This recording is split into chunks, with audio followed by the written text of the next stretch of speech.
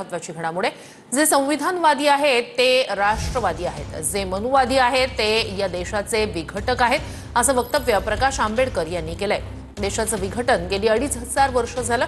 कधीतरी अशोक राजा आले त्यांनी केलं, शिवाजीराजे आले त्यांनी केलं। तुमचं मत भाजप आणि आरएसएसला देऊ नका असं आवाहन प्रकाश आंबेडकर यांनी केलंय। संविधानवादी आहेत ते राष्ट्रवादी आहेत, जे मनुवादी आहेत ते ह्या देशाचे विघटक आहेत हे आपण लक्षात घेतलं पाहिजे की ह्या देशाचं विघटन गेले 2500 वर्ष झालं। कधीतरी अशोक राजे आले त्यांनी केलं, शिवाजी महाराज आला त्यांनी केलं, दक्षिणेमधले असणारे चोला आले त्यांनी काही केलं नाही, तर उरलेली सगळं यांनी यावं त्यांनी टिळकी मारून जावं अशीच परिस्थिती आहे। आणि मी इथल्या तमाम भारतीयांना असणारं आवाहन करतोय की या परिस्थितीतून बाहेर पडायचं असेल तर स्वतःशी असणारा खूनगाठ बांधा की माझं मत हे मी आरएसएस बीजेपी कुठल्याही पक्षाला देणार नाही हे जर आपण असणारं ठरवलं तर आपण असणारं या ठिकाणी शांततेने राहू शकतो, नाहीतर अशांतता या ठिकाणी पसरणार। एक महत्त्वाची घडामोड बातमी वसईतनं दिवनमान परिसरात वायुगळती झालेली आहे। क्लोरीन सिलेंडर लीक झाल्यानं ही वायुगळती झाली। वायुगळतीमुळे श्वास घेण्यास त्रास झाल्यानं एका व्यक्तीचा मृत्यू झालाय तर 19 जण बाधित आहेत। देव परडिया असं मृत व्यक्तीचं नाव आहे। वसईच्या दिवनमान परिसरात वायुगळती झालेली आहे। क्लोरीन वायुगळती झालेली आहे, त्यामुळे श्वास घेण्यास त्रास झाल्यानं एका व्यक्तीचा मृत्यू झालेला आहे। क्लोरीन सिलेंडर लीक झाल्यानं ही वायुगळती झाली। दिवनमान परिसरात वायुगळतीनंतरची आपण पाहतोय कशा पद्धतीने लोकांमध्ये घबराट पसरली आणि त्याच दिवनमान परिसरातला हा सीसीटीव्ही आपण पाहतोय। क्लोरीनचा गॅस सिलेंडर लीक झाल्यानंतर झालेली वायुगळती आणि त्यानंतर लोकांमध्ये घबराट पसरली। तर अनेकांना श्वास घेण्यास त्रास झाला, त्यात एका व्यक्तीचा मृत्यू झालेला आहे। वसईच्या दिविसरात क्लोरीन गॅसचा सिलेंडर लीक झाल्यानं अनेकांना श्वास घेण्यास त्रास होऊ लागले। त्यातल्या काही लोकांवर सध्या रुग्णालयात उपचार सुरू आहेत। 19 जणांना याचा त्रास झाल्याची माहिती समोर आली। आमच्या रुग्णालयामध्ये क्लोरीन वायुगळतीचे 7 रुग्ण ऍडमिट झाले। त्यापैकी एक रुग्ण जो आहे तो प्रवेशित होण्याच्या वेळी मयत स्थितीमध्ये होता। उर्वरित 6 पेशंट जे आहेत त्यांना आम्ही प्रवेशित करून घेतले। त्या 6 रुग्णांपैकी 3 रुग्णांची परिस्थिती आली तेव्हा खूप नाजूक असल्यामुळे त्यांना आयसीयू मध्ये तातडीने शिफ्ट करून तातडीने उपचार चालू केले। उर्वरित 3 रुग्णांना जनरल वॉर्डमध्ये उपचार। तर जनतेच्या तिजोरीवरून सध्या महायुतीत चढाओढ पाहायला मिळते। तुमच्या हातात मत, माझ्या हातात निधी असं वक्तव्य अजित पवार यांनी केलं होतं। तर राज्यात आपली सत्ता, तिजोरीच्या चाव्या आपल्या हातात असं वक्तव्य रुपाली चाकणकर यांनी केलं। दुसरीकडे तिजोरीच्या चाव्या कुणाकडेही असू द्या, पण तिजोरीचा मालक आपलाच असा टोला चंद्रकांत पाटील यांनी अजित पवारांना लगावला। तिजोरीच्या चाव्या कुणाकडेही असल्या तरी तिजोरीचा मालक आमच्याकडे आहे असा टोला चंद्रकांत दादांनी अजित पवारांना लगावलाय। स्थानिक स्वराज्य संस्थांच्या निवडणुकीच्या प्रचारात अजित पवारांनी निधीवरून मतदारांना दम दिला। तुम्ही मतदानात काट मारली तर मीही निधीत काट मारेन असं अजित पवार म्हणाले होते। त्यानंतर रुपाली चाकणकरांनीही तिजोरीच्या चाव्या आमच्या हातात असल्याचं म्हटलं होतं। त्यावर चंद्रकांत पाटलांनी टोला लगावलाय। मतदान करा, मी तुम्हाला ही विकासाची कामं करून देईन। आणि त्याची मी जिल्ह्याचा पालकमंत्री 1400 कोटी रुपयाचा निधी माझ्याकडे। तुम्ही मला 18च्या 18 उमेदवार निवडून दिले ना, मी तुम्हाला सांगितलेलं सगळं द्यायला तयार आहे। पण तुम्ही तिथं काट मारली का मी पण काट मारणार। तुमच्या हातात मत द्यायचंय, माझ्या हातात निधी द्यायचंय। बघा काय राज्यात आपली सत्ता आहे। राज्यात सत्ता असताना राज्याचा गावगाडा आर्थिक विकासाला चालना देण्याचं काम हे अर्थमंत्र्याच्या हातात असतं आणि म्हणून तिजोरीच्या चाव्या ह्या दादांच्या हातात आहेत। अवरून तुम्हाला सांगायचंय निधीशिवाय कोणतीही कामं होत नाही। त्याच्यामुळे मग तुमचं निधी आमचा। तिजोरीची किल्ली आपल्याकडे असल्यामुळे ती आणखी कोणाकडे जरी असली तरी त्याच्यावर मुख्यमंत्री असल्यामुळे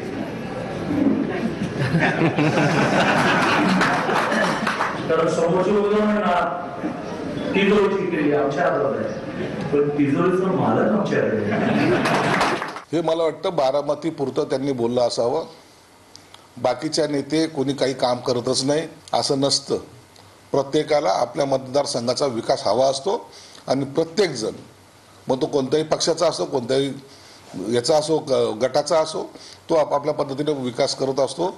नेत्यांना कुणाला उद्देशून त्यांनी बोललंय हे थोडं पाहावं लागेल. जर ते त्यांच्या कोणत्या नेत्यांशी संदर्भात बोलले असेल तर तो त्यांचा अधिकार आहे, पण इतर नेत्याबद्दल त्यांनी असं वक्तव्य करता कामा नये. काय तिजोरी, कोणी म्हणते मी मालक आहे, कोणी म्हणते चाबी आहे. अरे त्या तिजोरीला एवढे भोकं पाडून ठेवले आहेत, जो हात घालतो तो काढून घेऊन जातो. 17 ठिकाणून भोकं करून ठेवले आहेत. काय राहिलंय तिजोरीमध्ये? काय सांगून राहिले? आणि तिजोरीची चाबी म्हणून धमकवत आहे. हा तिजोरीची चाबी म्हणून धमकवतोय, तो मालक म्हणून धमकवतोय. हे काय चाललंय?